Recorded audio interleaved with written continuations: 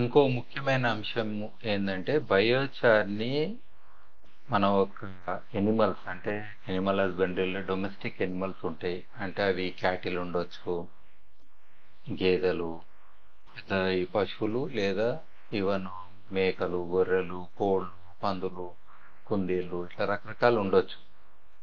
అట్లనే అక్వాకల్చర్లో చేపలు, రొయ్యలు ఇట్లా ఇవన్నీ ఉంటాయి.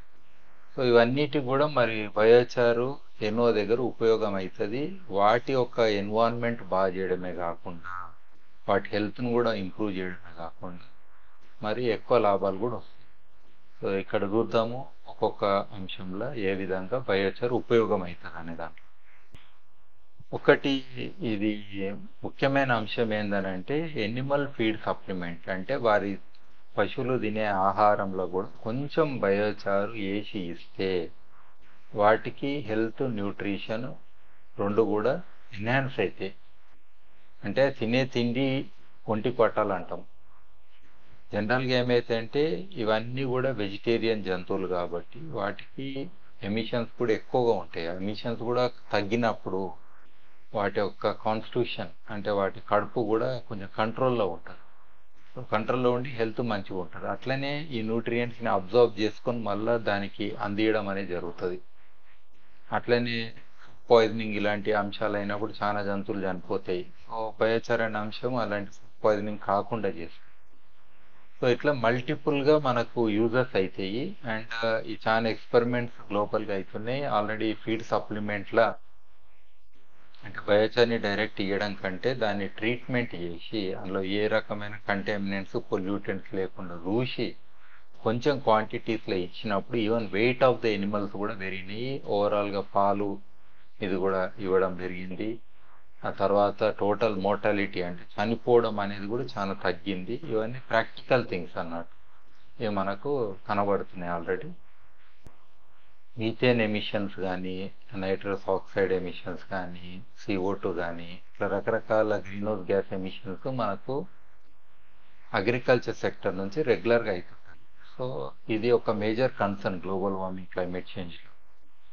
అయితే అక్కడ తగ్గించాలని కూడా అంటాం. అదర్వైజ్ కూడా మనం పశువుల్ని ఏదైతే కట్టేస్తామో కుట్టం అంటాము, ఒక డైరీ అంటాము, లేదా ఒక పోల్ట్రీ షెడ్ అంటాము, సో మేకల్ని పెట్టిన జాగ అంటాము. అక్కడ మొత్తం వాసనే ఉంటుంది. యాక్చువల్గా వాటిని టాయిలెట్లో కట్టేసినామా లేకపోతే ఒక మంచి జాగలు కట్టేసినామా అనేది తెలియదు. సో అక్కడ ఎమిషన్స్ వాటికి కూడా మంచిగా అనిపించదు.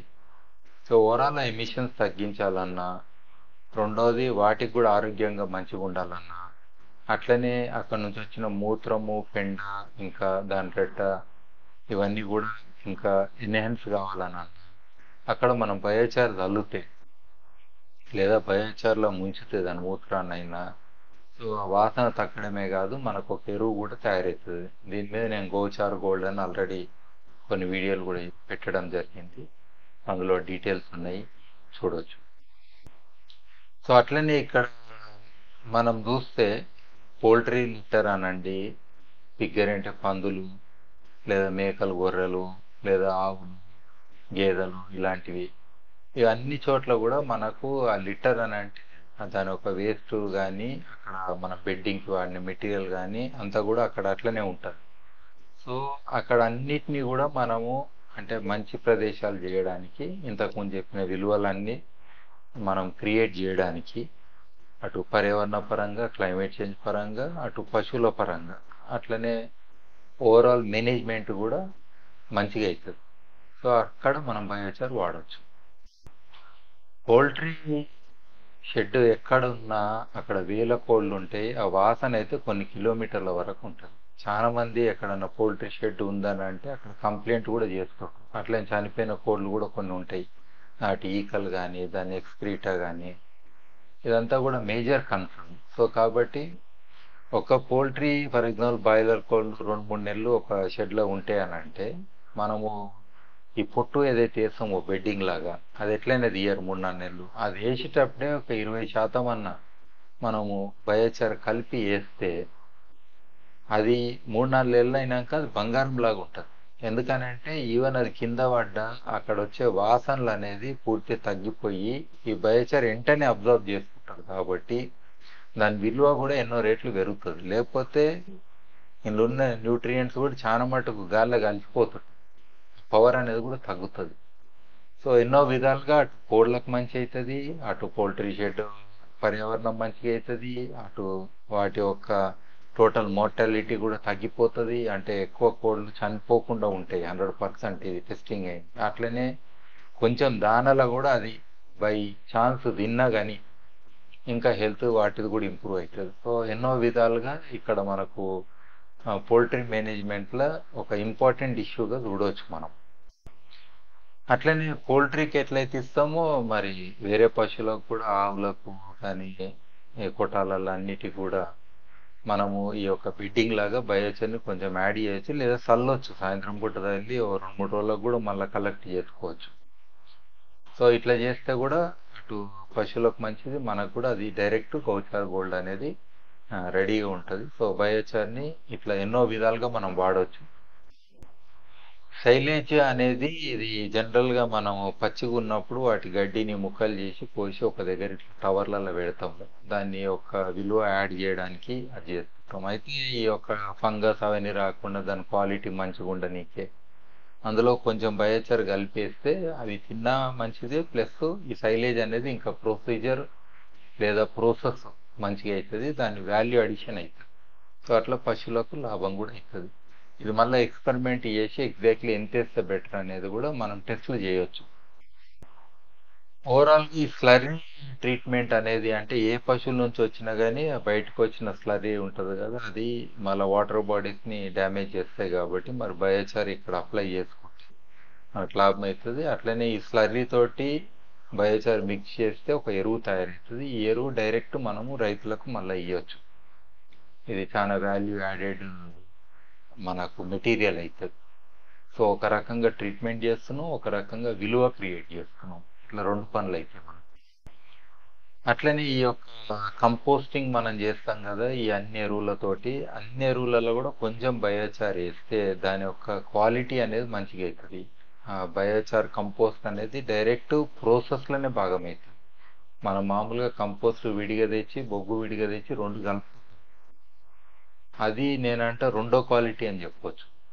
కానీ అదే ప్లేస్లో మనం ముందే బయోచార్ రెగ్యులర్గా యాడ్ చేస్తుంటే, ఒకవేళ అంతా మనకు చేత కాదంటే ఫర్ ఎగ్జాంపుల్ కంపోస్ట్ని ఒక లేయర్ మనం రోజు తీసి ఉప్పేస్తాం కదా, వేసినప్పుడు దాని మీద ఒక లేయర్ తల్లేసేయండి, తల్లినాక మళ్ళీ కంపోస్ట్ వేయండి, మళ్ళీ ఒక లేయర్ బొగ్గు తల్లండి. అట్లా ఫైనల్గా మనం దాన్ని తీసినప్పుడు ఎట్లయినా మిక్స్ అవుతుంది. కాబట్టి అప్పుడు దాని విలువలు ఎక్కడ అది ఇంకా ఎన్రిచ్డ్ అయి ఉంటుంది ఫామ్. సో ఇట్లా మనము ఇంటిగ్రేట్ చేసుకోవచ్చు. ఈ అక్వాకల్చర్ అని అంటే ఇది పెద్ద అంశము. అందులో మనకు చేపలు, రొయ్యలు ఇట్లా రకరకాలు పెంచుతారు. అందులో కూడా చాలా ప్రాబ్లమ్స్ ఉంటాయి వాటర్ క్వాలిటీ రిలేటెడ్. మనకు వాటర్ ట్రీట్మెంట్కి బయోచార్ నెంబర్ 1 అన్నప్పుడు మరి ఆటోమేటిక్గా అక్వా ఫార్మ్స్లలో కూడా మనము ఈ బొగ్గు వాడితే ఆటోమేటిక్గా వాటర్ ట్రీట్మెంట్ అయ్యి వాటికి ఆక్సిజన్ కూడా అంది అక్కడున్న చేపలకు, రొయ్యలకు. ఓవరాల్గా ఈవెన్ వాళ్ళ ఫీడ్లో కూడా అంటే వీటికి ఇచ్చే ఫీడ్లో కూడా కొంచెం బయోచార్ కల్పిస్తే అది కూడా దాని హెల్త్ కూడా మంచిగా అయ్యి. ఇదే కాకుండా ఈ చేపల చెరువులు, రొయ్యల చెరువుల్ని 1 ఇయర్ అయినాక మనం నీళ్ళన్నీ తీసేసి దాన్ని ఎండబెడతాం కదా, ఎండబెట్టి మళ్ళా కొత్తగా నీళ్ళు నింపి మళ్ళా చేపల రొయ్యలు వేయాలనుకుంటాం. అక్కడ కూడా మనం సున్నము అవన్నీ వేస్తుంటాం మనం. సో అప్పుడు ఇక్కడ బయోచార్ వేస్తే కూడా మంచిది. సో అట్లా ఆ లెవెల్లో కూడా ఆ సాయిల్ ట్రీట్మెంట్ లెవెల్లో కూడా బయోచార్ మనం వేయవచ్చు. తర్వాత బయోచార్వి ఫిల్టర్స్ మనం ఈ యొక్క అక్వా పాండ్స్లలో మొత్తం ఆడాడ పెడితే కూడా నీళ్ళు అటు ఇటు పోయినప్పుడు ఆ న్యూట్రియంట్స్ని అబ్జర్వ్ చేసుకొని వాటి హామ్ అనేది తక్కువ చేస్తుంది. జనరల్గా మనకు ఆల్గే గిల్గే ఇవన్నీ బాగా ఫుల్ వస్తుంటాయి కదా, సో దాన్ని రాకుండా కూడా బయోచార్ ప్రివెంట్ చేస్తుంది. సో ఇట్లా ఒక బెటర్ అక్వాటిక్ హ్యాబిటేట్ అనేది క్రియేట్ అవుతుంది మనకు. ఫర్ ఎగ్జాంపుల్ మా ఇంట్లో ఉన్న అక్వేరియంలో కూడా నేను ఇంత బొగ్గు ముక్కలు వాడతాను అది. సో ఆటోమేటిక్గా వాటర్ అనేది ఫిల్టర్ అయిపోతుంది. ఇది అట్లనే మళ్ళీ ఈ అక్వాకల్చర్ నుంచి ఈ ఫార్మ్స్ నుంచి వచ్చిన నీళ్లు బయటికి వెళ్ళేటప్పుడు దాన్ని ట్రీట్ చేయాలని అనుకుంటే లేదా వాటర్ని రీయూజ్ చేయాలనుకుంటే కూడా మనం బయోచార్ని వాడి ఆ వాటర్ క్వాలిటీని ఇంప్రూవ్ చేసుకొని మళ్ళీ ఆ నీళ్ళు వాడచ్చు, లేదా ఆ నీళ్ళని బయటకు వదిలినా కానీ అంత హాని అనేది జరగదు. సో అక్కడ కూడా ఇది వాడవచ్చు మనం. సో ఈ విధంగా మనకు రకరకాల మెథడ్స్ ఉన్నాయి. బయోచార్ని ఎన్ని విధాలుగా వాడవచ్చు, ఇటు పశువుల విషయంలో కానీ, లేదా చేపలు, రొయ్యలు, మేకలు, కోళ్ళు, అంటే ఇవంతా కూడా అగ్రికల్చర్లో ఒక భాగమే. సో ఇది ఒక పెద్ద అంశం. అంటే ఈ సెక్టర్లో పనిచేసే వాళ్ళందరూ కూడా, అంటే ఈవెన్ మనం అడవిలో కూడా ఇంత బొగ్గు తల్లినా అక్కడ ఉన్న జీవాలు మంచిగా ఉంటాయి అనేది పాయింట్. ఈవెన్ జూ పార్కులలో కూడా మనము బొగ్గు తోటి ఎన్నో ఎన్వైరన్మెంట్స్ క్రియేట్ చేసి అవి ఇంకా హ్యాపీగా బ్రతికి వాటి సంతతిని కాపాడడానికి కూడా దోహదం చేయొచ్చు. సో ఇట్లా మల్టిపుల్ వాల్యూస్ మనకున్నాయి. తర్వాత ఫర్ ఎగ్జాంపుల్ కొన్ని ఇళ్ళల్లో మనకి ఎలుకలు ఉన్న, లేదా గబిలాలు ఉన్న, తర్వాత అక్కడ రకరకాల వేరే జీవాలు వస్తాయి పోతాయి. సో అక్కడ కూడా మనకు ఓవరాల్గా ఈ బొగ్గు అనేది మనం రెగ్యులర్గా దగ్గర పెట్టుకొని వాడితే ఆ వాసనలు అనేది తగ్గించవచ్చు అనేది పాయింట్. సో ఈ విధంగా మల్టిపుల్ యూజర్స్ ఉంటాయి మనకు బయోచార్ అప్లికేషన్స్ ఇందులో. Thank you.